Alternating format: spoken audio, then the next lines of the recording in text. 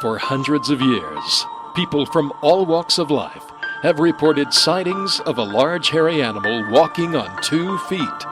The scientific community has dismissed these sightings as hoaxes, hallucinations, or misidentified bears. But is there another option?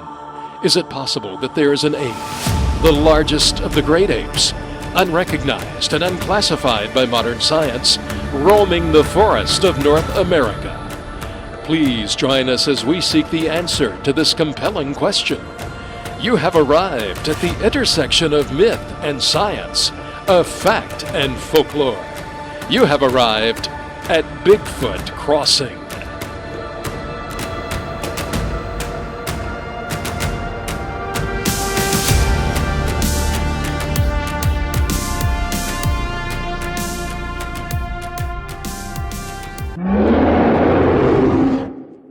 And good afternoon, ladies and gentlemen, and welcome to Bigfoot Crossing. We are so glad you have joined us here today. You know, Daryl Williams is with us today. Daryl, how are you doing? Hey, Michael, good to see you. How are you? Doing good. It's like I said, Mondays.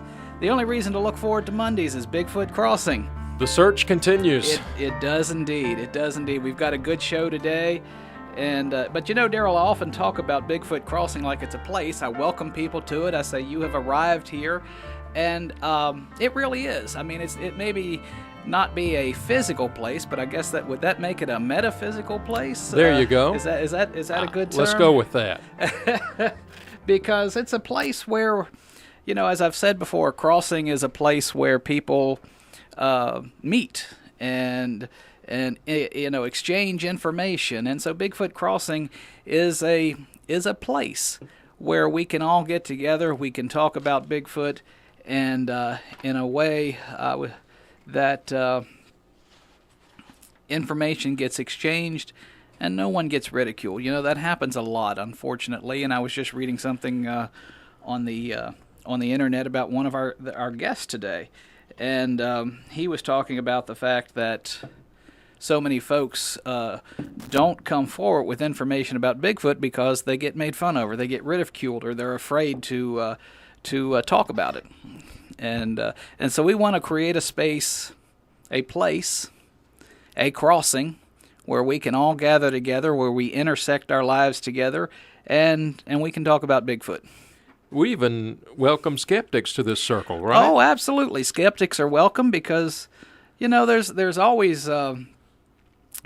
something to learn, and we can learn from the skeptics. The skeptics can learn from us. You know, everybody's welcome here. I'm not going to make fun of the skeptics. Well, Michael, you're going to have to work hard to top yourself from last week because you had a great show last week. We did. I really appreciate Larry Merritt coming on, and actually Larry helped arrange this. Our guest today, I'm looking forward to talking to him. His name is Michael Rugg, and he operates the Bigfoot Discovery Museum out in Felton, California. We're going to bring him on the line here in just a few minutes, but want to take care of some sort of house cleaning. Is that what I should call it? House cleaning chores here. First of all, of course, and I'm neglected to mention it today, but Bigfoot Crossing is brought to you by the good people at thinkbeforeyoudrink.us. Kangen water is the best water that you could ever possibly drink. It is alkaline, it is antioxidant, and it is microclustered, so it will hydrate you at a cellular level. So go to the website at www.thinkbeforeyoudrink.us to learn more about it. And some other housekeeping chores to take care of. I want to thank my nephew, Eric Ottaviano, up in Berkeley Springs, West Virginia. Eric has put together a great Facebook page for the show, and it's called Bigfoot Tennessee. That's a good name. Yeah, he did a really great job with it. It looks great, and so you know, I'm sort of Facebook averse, so I never thought I'd be saying the words "like us on Facebook," but like us on Facebook. Go check out the web page or the Facebook page. Eric did a great job. There's a lot of information out there, and also all of our past episodes, with the exception of one. I got to get that one up on the. But we have a YouTube channel now. for Bigfoot Crossing. So all of our past shows are up on YouTube, with the exception of one, and I'll get that up this week. And so you can go and listen to the shows online. Maybe you don't like YouTube, or you don't have computer internet access, or don't want to use up your data. If you would like a CD of the shows, we can do that for you. If you'll send your request in to email at, you can email me at tnsasquatch@gmail.com, or you can call me at 615-516-7173, or you can send it in by snail mail. Just send it to Bigfoot Crossing at P.O. Box 682-581, Franklin, Tennessee, and that's the zip code is 37068. And we will get those CDs out to you. Also, if you're away from the house, you're away from your radio, and it's Monday, and you don't want to miss Bigfoot Crossing, because you never know what's going to come up here. There is the several ways you can listen to us, of course, on the radio here at WAKM AM-950. You can online listen to us at WAKMworldwide.com. And then there is the TuneIn app. Just learned about this last week. It's an app you can download on your phone. The app is called TuneIn, and you can listen to WAKM on your smartphone. My smartphone's smarter than I am, but I did manage to figure out how to download the TuneIn app. And so it's on there. You can listen to it's a live feed, right, Daryl? That's right. Yeah, and it's got a lot of different stations on it. Hometown Radio, WAKM, is on it, and it's simple. Even Michael, you got it on your smartphone. All you had to do is sign that little thing that says "I agree" and install, and you were in business. I was, So we don't care about all the other radio stations on there, though. We just want WAKM, the station, the station. The That's home exactly of Bigfoot right. Crossing. That's right. Daryl's thinking, what a dubious distinction. Well, Michael, we're really happy that you chose WAKM to have Bigfoot Crossing. Hudson Alexander has big plans for this show. Well, I need to talk to Hudson. Yeah, we need to get he together. thinks we ought to be syndicated. Well, I got to figure out how you do that. So we're just happy that WAKM may be the flagship station, for this thing. That's right. Right. Well, right now you are the flagship station, because you're the one and only. But we are having a great time with this show, and I hope you're learning a lot. I hope you're being entertained, because that's the focus of this show is to entertain, but also to educate about the possibility of a large bipedal ape walking the forests of America that has gone unclassified by science. And so we're going to talk about that today with Michael Rugg. But next week, I want to just give a little tickler about next week real quick. We're gonna do a call-in show next week. We're going to have some Bigfoot trivia. We're going to be giving away some books, and those books are, of course, courtesy of Hancock House Publishers, the home of cryptozoology, and they're a great company up in British Columbia. Very, very kind to sponsor this show through the complimentary books to be given away to our listeners. So we're going to have a call-in program next week, Bigfoot trivia, and I hope you can tune in for that. All righty. Well, Michael, you always do a great job of introducing your guest. I feel like from time to time I need to introduce you again, because, we've known you now for quite some time, and people ask me about the Bigfoot show, and they ask me, well, who's Michael Willey? And I don't have you don't talk about yourself very much. Well, Bigfoot's such an interesting subject. I'd rather talk about it. But I have been. Go ahead. No, go ahead. You go ahead. I was going to say, I've just been a Bigfoot enthusiast for years and years and years. Started out when I was a teenager, and it's just grown over the years. And I think it's something that science overlooks and sort of looks down upon. And as a result, people are hesitant to even talk about seeing this creature. You know, I've been out in the woods bigfooting and have had some experiences. I've not yet seen one. Knock on wood. I hope I do. Yeah. But you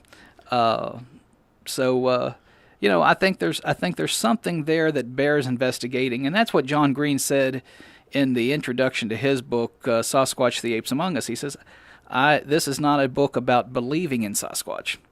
This is a book, and I'm paraphrasing here, but he said this is a book about the evidence for a creature that's not being investigated.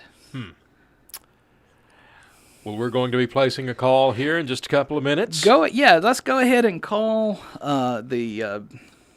call our guest, Michael Rugg. We really appreciate him being on the line. I want to again thank Larry Merritt for helping to arrange this. And we'll get Michael on the line here. He operates the Bigfoot Discovery Project Museum in Felton, California. Michael, are you there? Yes, indeed. Hey, how are you, sir? Good. Good. Well, thank you so much for coming on to Bigfoot Crossing. I appreciate you taking the time today out of your busy schedule to share some of your time with us. Be happy to do so. Well, tell us a little bit about the museum. You operate the Bigfoot Discovery Museum? Yes. Well, the Bigfoot Discovery Museum is located in the Santa Cruz Mountains. We're about 5 miles in from the coast, Monterey Bay, where Santa Cruz is. And we have lots of redwood trees here, including a few that are thousands of years old. Wow. So it's kind of a touristy area up here in the redwood forest. So I decided about 12 years ago that I needed to have a Bigfoot museum because I've been kind of following this all my life since the early 50s.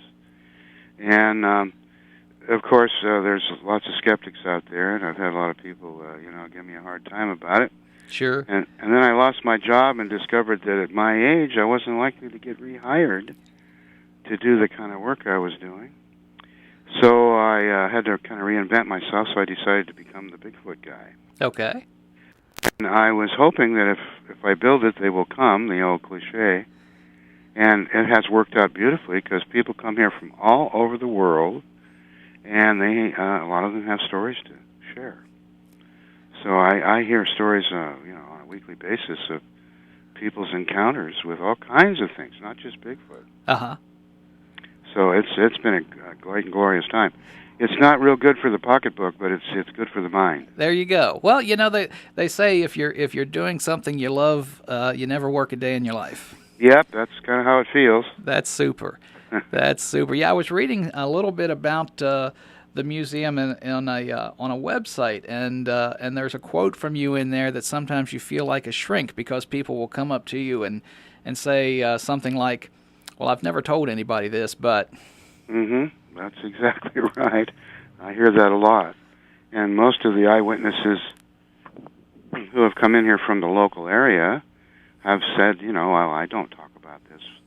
I've tried, but people just ridicule me, so I pretty much keep it to myself. And then I heard about your museum, and I figured that this would be a safe harbor. And indeed, they can come in here and talk about it. I'm not going to make fun of them. That's a great term, a safe harbor, because that's sort of that's how I envision this program, as a safe harbor where people can call in, and even if they don't want to call in, they can sit and listen to the program, and feel like there's other people out there who are sharing their experience. Yes. And of course, that's why there's so many Bigfoot groups all across the country now. I've been watching this grow and grow and grow because you have all these people who've had experiences, and they want to talk about it. And most people they come in contact with just make fun of them. Right. So Bigfooters seek each other out. It's kind of like Alcoholics Anonymous, we get together, and we talk Bigfoot, nobody else wants to listen to it. That's right. Maybe we should set up a Bigfoots Anonymous. I think so. Well, and that's a great point, and that's something I've said before also is that this program is about community. Mm-hmm. And there is a community of people out there who have seen Bigfoot, And when they try to talk about it with people, they get looked at like they've got two heads. That's right. Or you know, the first question out of their people's mouths is, "What were you drinking that night?" Yeah. You know, and Too much of that wacky tobacco. That's right. Something's going on there. Can't be any hairy wild men walking around. So it you know, I'm a lawyer, and those sorts of responses have what the law calls a chilling effect upon the dialogue. Yeah. You know, you don't want to talk about it if you're going to be ridiculed. That's correct. And so how many sightings have there been in the Santa Cruz area? Well, I've taken over 200 reports. Wow. In the 12 years that I've been doing it. Wow, that's amazing. And I have a map on the wall in here, and I've just got just a fraction of them represented by pins in the map. Because what I used to do is when somebody came in and convinced me they were telling me the truth, that they saw one, then I would hand them a pin and they would mark it on the map. Mm-hmm. And the map just kept growing and growing. And then one day a lady came in and said, "You better not have a pin on my property. I don't want a bunch of crazy Bigfooters running around in my backyard in the middle of the night." So did you take her pin down? Well, I didn't have one on her property. Okay, well, good. Well, tell me about some of the exhibits you have at the museum. Well, we have an initial small exhibit as you first come in the door about local history, because what I was trying to do is tie in Bigfoot and then bring it around to this local area. In other words, Bigfoot is a global phenomenon, and over time show how various things that occur in history that don't seem to have any relationship to each other can really end up coalescing into something major. And so I start out with a timeline about Bigfoot crossing the land bridge, which is what more scientists would suggest would be how they got here. Right. And then the bottom of the timeline is our most recent sighting. Oh, okay. So it's like tying the local area into Bigfoot and putting it into a local versus global perspective. And then we talk about the fact that Teddy Roosevelt visited the park right here across the river from us in 1903, because he was on a wildlife odyssey, and he was a conservationist president, and his teddy bear became the symbol of his administration. And then we have an exhibit that suggests that the Bigfoot has kind of replaced that as a symbol of, treating the earth properly. Right. That's interesting. Because the Bigfoot don't pollute and they don't make war and all that stuff like we do. We should try to be more like them. Right. Right. And then we have a pop culture section, of course, where we've got all kinds of toys and movies and comic books and you name it that has a Bigfoot or a Yeti for a subject. And then we have a small exhibit on the history with pictures of ancient manuscripts and etchings and vase paintings and all kinds of things from history that indicate that people have been aware of these things for a long time. That's very interesting because John Green in Sasquatch: The Apes Among Us talks about spends some time on the lengthy history in Europe of the wild man. Yeah, wild man's a major theme in European history. And the fact is that with the current DNA evidence they have, with most of these geneticists agreeing now that 16 to 20,000 years ago, there were at least two other cavemen that we were breeding with. Homo sapiens. We're actually making babies with Neanderthals and Denisovans, and this is indicative by the Aboriginal DNA, the people in New Guinea, their DNA, and Europeans who have a certain amount of Neanderthal DNA. This is all pretty well established now and considered real science. They used to argue about it, but now since they've done testing of DNA from these various cavemen, they've got proof of it. And, of course, you're probably aware that Brian Sykes recently published a book called The Nature of the Beast, And have you seen the book? I have not. What? Tell me about that. Well, he, a couple of years ago, along with a group out of France, decided that they wanted to take this cryptozoology a little more seriously for a change, and they called it the Collateral Hominin Project, and so they were looking to see if indeed they could find proof of any kind of unknown apes. And so Brian Sykes put out a press release and said, "Send me your best samples. I'm tired of hearing cryptozoologists whine about how real scientists won't look at their evidence." And so he did this project, and he got a bunch of samples of hair. He had a secondary reason for doing the project. He was testing a new methodology he had come across for testing hair, and he wanted to get a bunch of different samples to try it all out. So the results were that all the things that he had that he tested, and that included some the boot blood from Justin Smaja, the man who claims he shot the Bigfoot. Right. And other samples from various sources around the country. And none of it turned out to be anything unusual. It's just bear and, antelopes and things like that. And then there was a TV show made about it, and on that show, the producers of that program decided to suggest that his research had proven that the Yeti is a bear.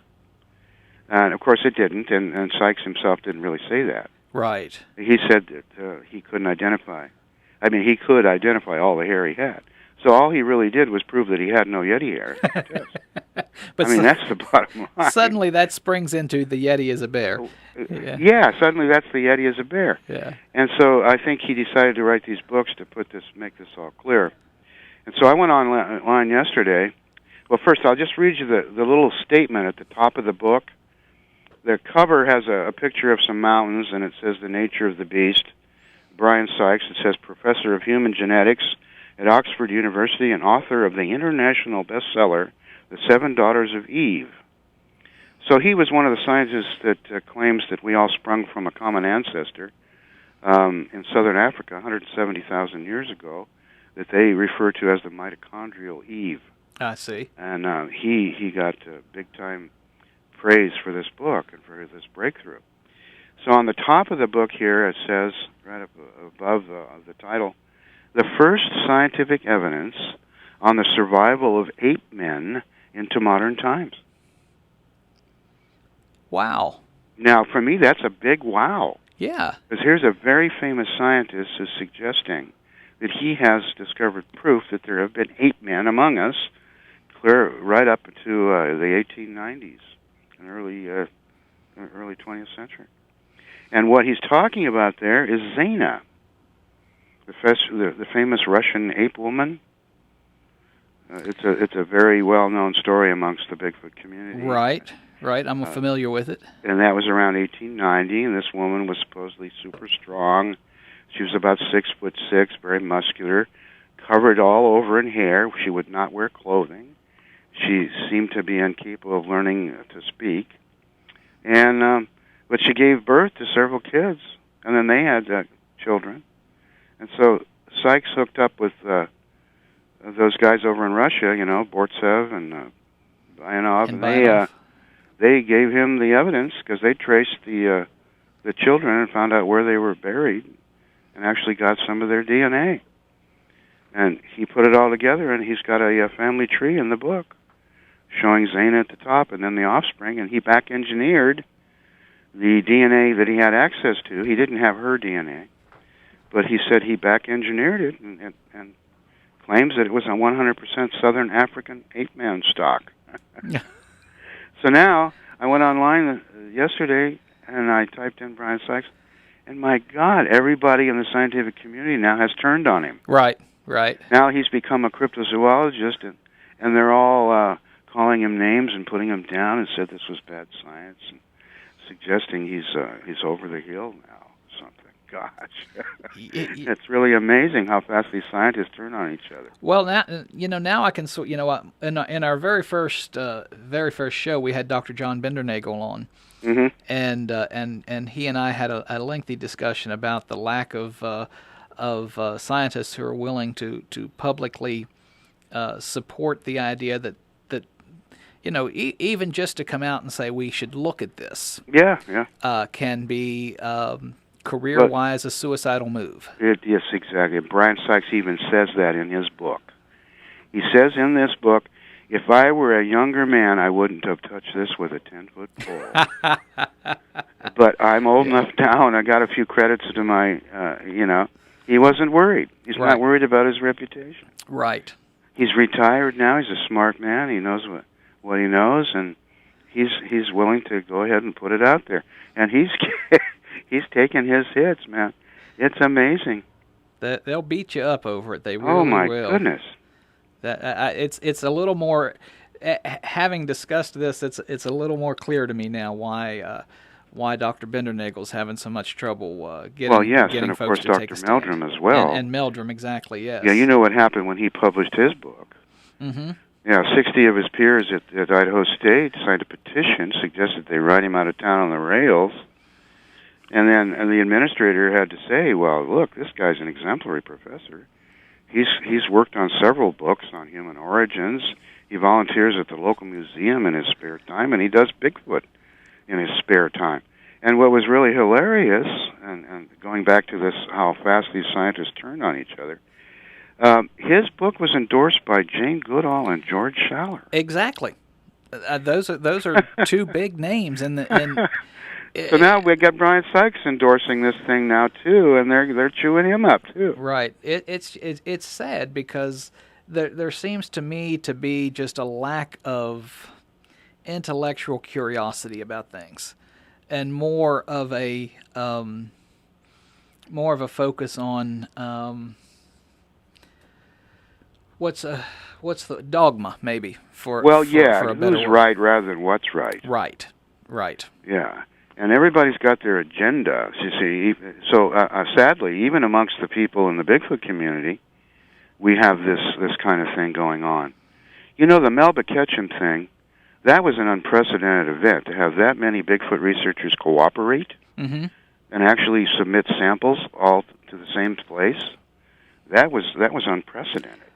And then, sad to say, when the word leaked out that she was claiming the Bigfoot is actually kind of a hybrid human, well, all the people in the ape crowd went nuts. And they put it down. They should have been applauding a scientist saying that Bigfoot's real. You're right. And kick back and say, well, we'll worry about the details later. Exactly. We need to first prove that, and demonstrate that there is an animal, and then figure out what it is. Well, yeah, and of course Melba, she was pushed in a position where she had to make some statements, even though she hasn't had a chance to go completely all through this genome to really know for sure what it is. And they're still working on it, of course. Sure. But it made for this schism, and now everything's been kicked back 10 years. It's like we take 3 steps forward and then we go about 5 steps back. Right. That's exactly right, and that's unfortunate because, and that just sort of those sort of arguments over those types of details are unfortunate because it adds to the tabloid reputation of Bigfoot. Yeah, and the people in the Bigfoot community, with all due respect to all of you who might be listening here, we got to stick together. Right. We have to have a united front of some sort. We can agree to disagree on things and then prove who's right later. Yeah, let's just get science behind us. Yeah, personally, what we say in this museum here, we tell people that we think that the Bigfoot phenomenon is a number of different things, and that some of the primary concepts as to what it means, they may all be right. There may be some Bigfoot-type things out there that are apes. There may be some out there that are actually more like humans. There may be some out there that are getting in and out of flying. So, it might be all true. Even the extraterrestrial and the other dimensional concepts. And what I've noticed is since this DNA thing kind of faltered with Melba, a whole lot of people are now moving over to the paranormal aspect. Really? Oh my gosh, yeah. I see more and more websites. I see more books being published with claims of contact and mental telepathy and cloaking and all sorts of paranormal phenomena are being associated with this by a lot of researchers, and some of them, are considered good researchers. Yeah, interesting. I was not aware of that. Yeah. I thought it was interesting that Finding Bigfoot actually dedicated their entire 2-hour premiere episode this season to the paranormal. Mm-hmm. Well, see, they're aware that this is catching on. Yeah. Interesting. Well, tell us more about the museum. We kind of got off on a sidebar there, but I want to hear more about what you've got there. Well, let's see. I was taking you around the museum. We were at pop culture. Yes. So we have a big display of pop culture. That's the part people get the most fun out of. And then that blends in to where you start seeing some actual bits of evidence in the form of plaster casts of footprints. And we've got a decent collection of copies of some of the most famous tracks that have been studied over the years, like the Bosberg Cripple and cool, and the Grays Harbor footprint, which is so perfect, so much detail. Right. And I have a copy of the first track that exhibited dermoglyphics, the friction skin. Right. And Dr. Krantz wrote a major little booklet about this and published it for peer review many, many years ago, and I have a copy of that and a copy of that track. And then, to go along with that, and this is one of only a couple of actual plaster casts that we have in the museum that are originals and not copies of others. We have a cast that was done in the Walla Walla area back in the 1980s by a man named Art Snow. Now, this was up in the Mill Creek watershed where a man named Paul Freeman claimed that he had filmed or videotaped the Bigfoot. Yes. And he had all kinds of plaster casts of various body parts. He's got like a butt cast and a knuckle cast and lots of footprint casts. Well, what's interesting is this cast with the dermoglyphics was one of his, and one that Krantz believed was very telling and an important piece because it seemed to have so much more credibility than average because of the friction skin being present in the cast. Mm-hmm. So Art Snow's cast that he took up in Walla Walla in that same area, he got his on his own separately when he was on a search and rescue mission. And they had some hikers who had been missing for several days, and there was like 65 people out. He was out on horseback, and they were trying to find these missing people. And he ran across these tracks in the mud, and he made a cast. And when the museum opened here 12 years ago, it turned out that Art Snow had moved from Walla Walla, Washington, to Boulder Creek, which is 8 miles up the valley from us. Okay. And he heard about our museum, and he walked in here. I opened the door one day, and he stands there, and he hands me his plaster cast. And he said, well, as long as you got this museum going, you're welcome to display my cast. Well, that's very cool. Yeah, and I said, well, thank you. And his cast looks like it came from the same Bigfoot as the Freeman cast that has the dermoglyphics. Oh, that's very interesting. I mean, the foot is the same size and shape. Wow. So to me, it corroborates Freeman. Paul Freeman's, exactly. Corroborates Krantz, too. Exactly. Yeah, there was a. I'd love to have met Dr. Krantz, but I've read his book, Bigfoot Prints. Mm-hmm. And, well, I was lucky enough I was a member of the ISC, the International Society of Cryptozoology, for several years, and they would have a meeting each year in some different location.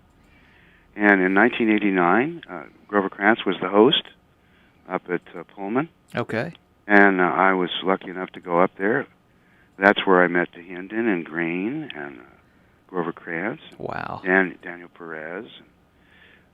All the old timers were there. Right. That would have been super. That was a great event. Yes, sir.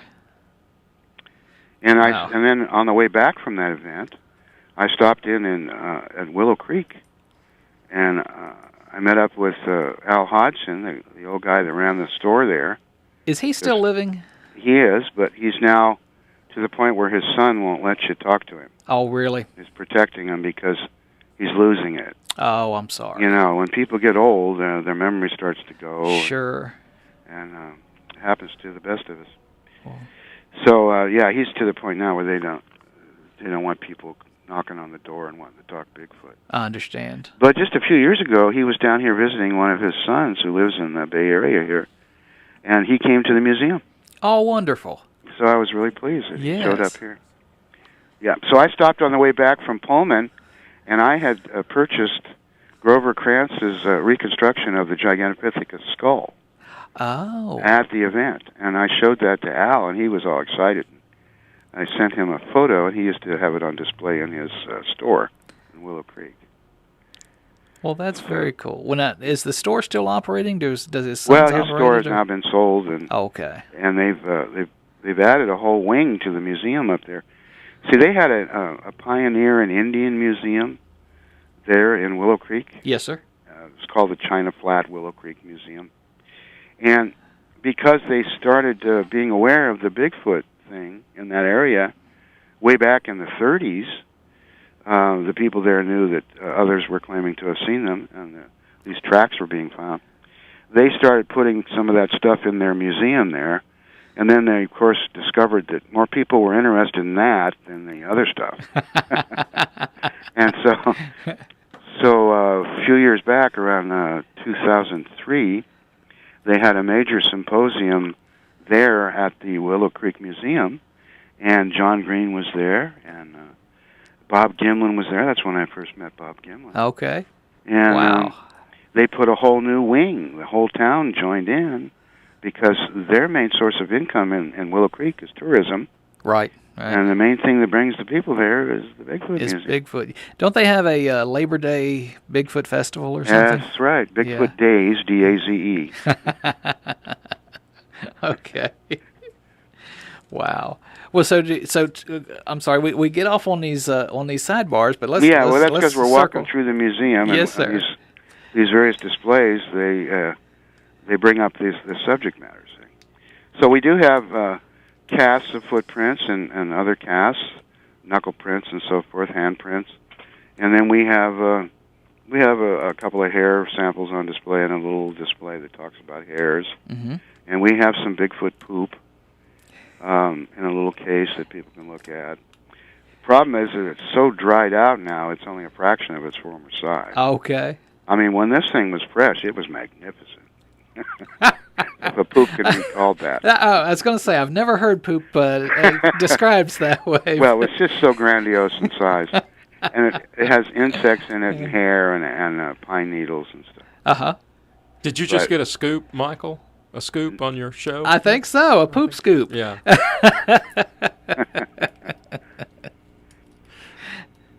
Wow. Yeah. So that let's see what else. So then we have a nice display, of course, on the Patterson Gimlin film, with pictures of them and stills that I got from Chris Murphy, actually. Oh, He sure. had some photographs that he'd taken of some cebachromes that were made many years ago from the original film. Wow. So these are amongst some of the best, clearest shots from the Patterson film. Oh, that's very cool. And then we have Mrs. Patterson was kind enough to give us permission to play the film in here. And we don't have to pay a royalty because that would be expensive. Yeah, that's very nice. And so we don't charge admission to our museum. And that's one of the reasons. Since we're not making money from people walking through the door, we can show the film. Because it's an educational thing. Exactly. So, and it only helps Mrs. Patterson because we're here as spokesmen for the authenticity. And we talk to people about this on a daily basis. Uh-huh. And so, yeah, that's one of our main displays. Yeah, I would love to see that. So you sustain your center with merchandising and things like that? Or? Yeah, we do some of our, we make some of our own T-shirts. We hand screen them. And we have a little button machine. We make little buttons to sell. I make refrigerator magnets from sheets of magnetized printing material you buy at the stationery store. Okay. And I make little drawings, and I make note cards. I'm an artist first and foremost, and I've spent a lot of time, doing drawings of Bigfoot and apes and things, and we have those in here for sale. So yeah, we do have a donation box in the museum, with a little sign, please help us if you can. Sure. So we take donations, and then we sell souvenirs and arts and crafts, and books, and that's how we pay the bills. Okay. I wondered what you did in your other life. You may have just answered that question then. Well, I was a computer graphic artist in my last actual job before I turned into the Bigfoot Museum. Yeah, and then what happened was I lost my job when the stock market crashed the first time around the turn of the century. Mm-hmm. That was when the dot-com boom all fell apart. Right. There was all this venture capital money being thrown around, and all these little companies grew to be too big for their britches. And then suddenly the market crashed and the money wasn't there. And so I worked at a branding agency over in downtown San Jose in Silicon Valley, and it went from 40 down to 4. Ouch. I wasn't one of the people that was still there. Yeah. And then I found out about a year later, bumping into a few other people much younger than myself who were still looking for work, that it wasn't an easy task, and at my age it was probably going to be impossible. If by the time you're in your 60s, if you're not a CEO, well then you're old and in the way. Right. Yeah, I'm fast approaching that. So. Yeah, so I had to do something else, and luckily I had a little piece of property here in the mountains right across the street from the Redwood Park. That's a great location. So it's a great one, except last year, Caltrans, people do our roads, they decided that they needed to do some repairs. And there's a road that goes from Santa Cruz, the city of Santa Cruz, up through the winding mountains to Felton, where we are. That's about a 5-mile drive through the redwoods. Well, they closed that road last year for 8 months. Oh, my word. So guess what happens when you're a roadside attraction and they take away your road? Yeah. It was a killer. It's a killer, and it almost killed us off. Oh, wow. We're just surviving by the skin of our teeth. Okay. We had to go out and get some part-time jobs just to make up the slack. Okay. Well, I'm glad you're able to keep it running. Yeah, it's a labor of love. And I didn't mean to interrupt. Did we finish the tour? Did we? You talked about the film and the poop exhibit. Yeah, we have some poop, and we have the Patterson film well exhibited with a little old Apple computer that plays the film in a loop constantly. And then we have our map on the wall with all the Bigfoot sightings, and more tracks, and then there's bits of artwork here and there, and then we have I've got a pretty extensive library of books here too. And people who join the museum become members. They then have access to and can check out books. Oh, very cool. And so we buy all the latest books when they come out, put them on the shelf. And I've got some very rare Bigfoot books here too, and a lot of autographed Bigfoot books. But I also have books here on UFOs and ghosts, and all sorts of phenomena, because over the years, the Bigfoot thing tended to go off in those directions from time to time. They sure did, and continue to do so, as we were discussing. Yeah. Wow. Well, so we're kind of like a little center for the paranormal here, in a way. Okay. Most people put Bigfoot and UFOs in the same basket. They do. They sure do. Yeah. Yeah. Well, tell me, give us your address, Michael. Where the museum's located? It's 5497 Highway 9, and that's in Felton, California. Zip code here is 95018. Okay. And I'm in here 6 days a week. What are the hours? We're usually open. Well, right now, we'll have longer hours in the summer, but right now we're open from 11 to 5. And in the summer, we'll stay open at least another hour, if not a couple hours later. It's functioned partly on what our field work is like, because we got a couple of sightings just about 3 weeks ago. Oh, wow. In an area 40 miles southeast of us, and we're doing some stakeouts there. And when you go out and stay up all night in the woods, and sometimes it's hard to get that store open early in the morning. So that's for sure. That's why we don't open till 11. I understand. We're doing field work when we can, too. Now, you have, like you said, 200 sightings on your map, and that's... Well, I don't have 200 on the map. Oh, okay. I have 2 that are written down. Okay. and I've got maybe 40 or 50 of them on the map. On the map. I'm Yeah. sorry. Okay. Do you investigate each one of them, or to the? We do whenever we can, possibly. Okay. And so we don't travel far away because we discover there's so much activity right here close at hand that we don't need to do that.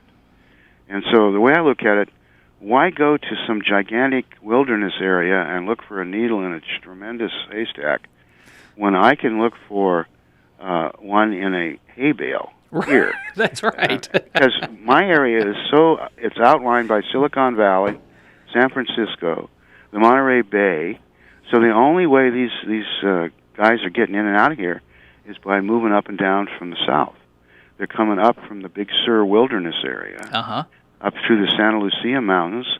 They cross through an area known as Pajaro Gap, and they get up into the Santa Cruz Mountains, and then they get clear up here all the way up to Half Moon Bay.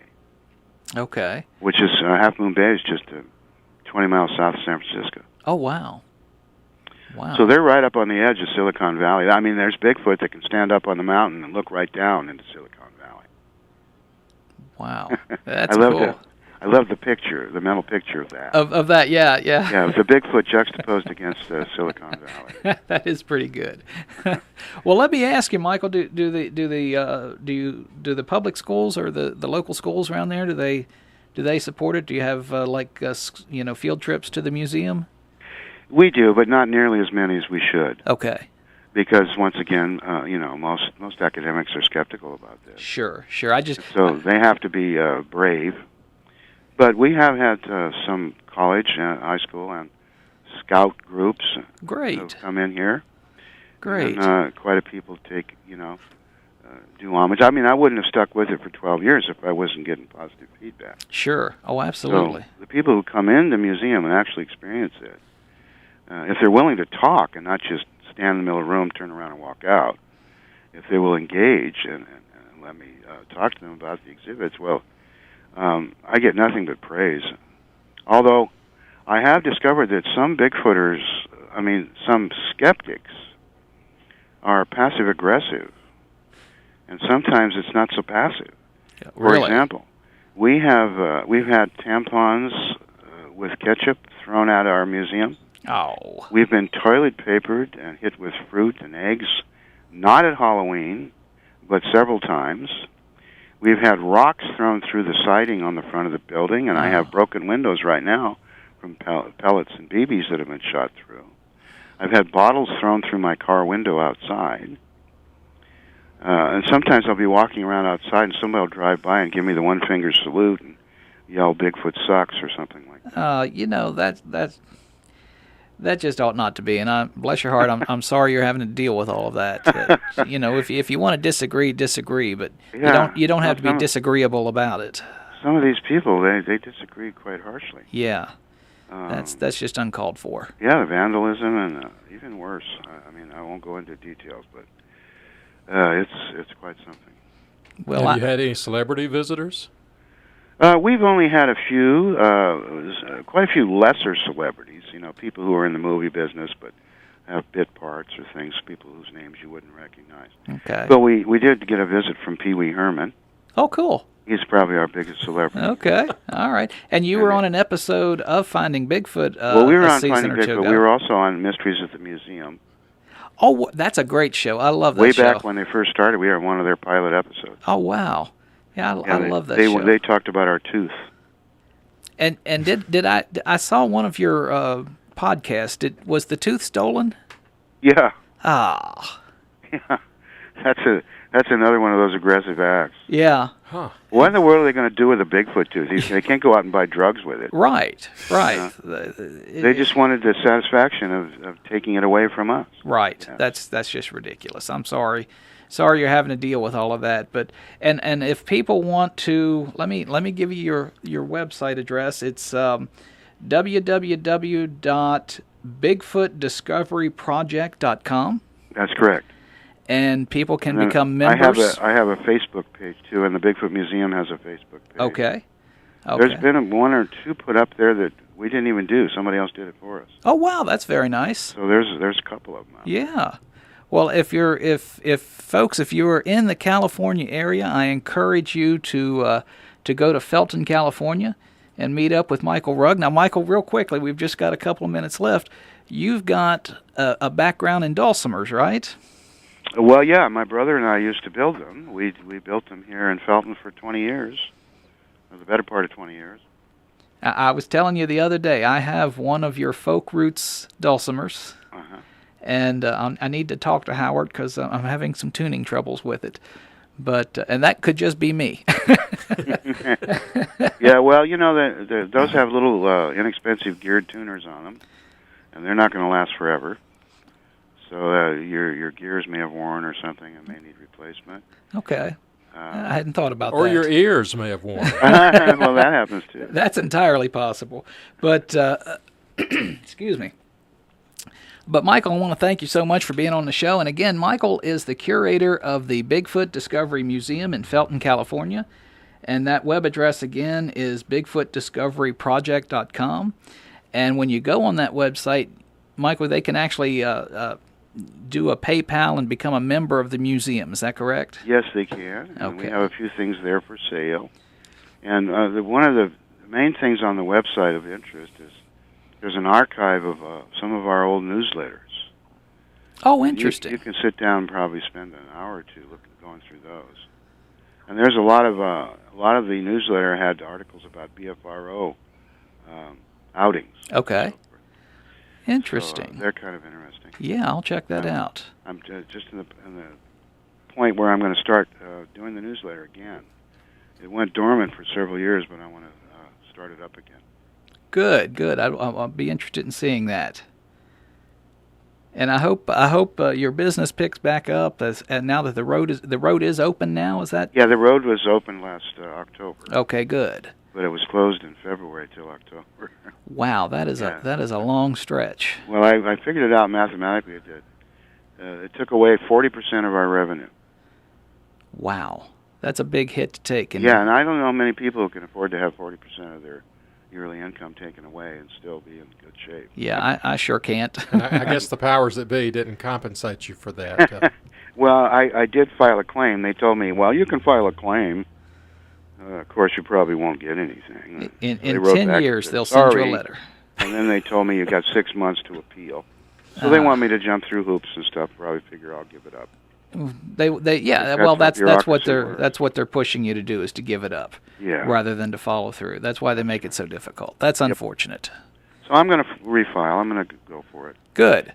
In the meantime, like I said, I went out and got a job, and my field partner, Ralph Jack, guy who works with me out in the field mostly, he's also went and got a part-time job so that we could not have to depend on the museum solely.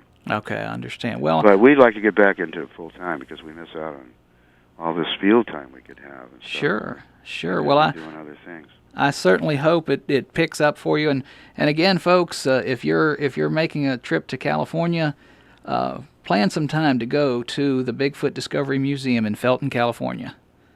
And Michael, I want to thank you so much for being on the show today. All right. Well, thanks for having me on. Yes, sir. And we'll talk to you soon. Okay. Take care. Bye-bye. Bye-bye. Nice man. Thank you all so much for being here today.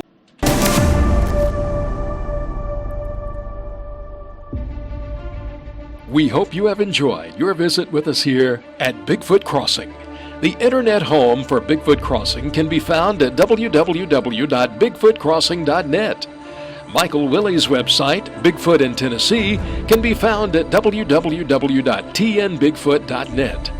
Please follow us on Facebook at Bigfoot Tennessee. You can also follow Michael Willey on Twitter. His handle is at Michael B. Willey. Each episode of Bigfoot Crossing is posted to the Bigfoot Crossing YouTube channel. Please subscribe so you can be notified when new episodes are posted. Your feedback is always welcome. Please email questions and comments to tnsasquatch@gmail.com. Be sure to let us know which episode you have a question or comment about. Thanks for joining us today. We look forward to seeing you next time right here at Bigfoot Crossing.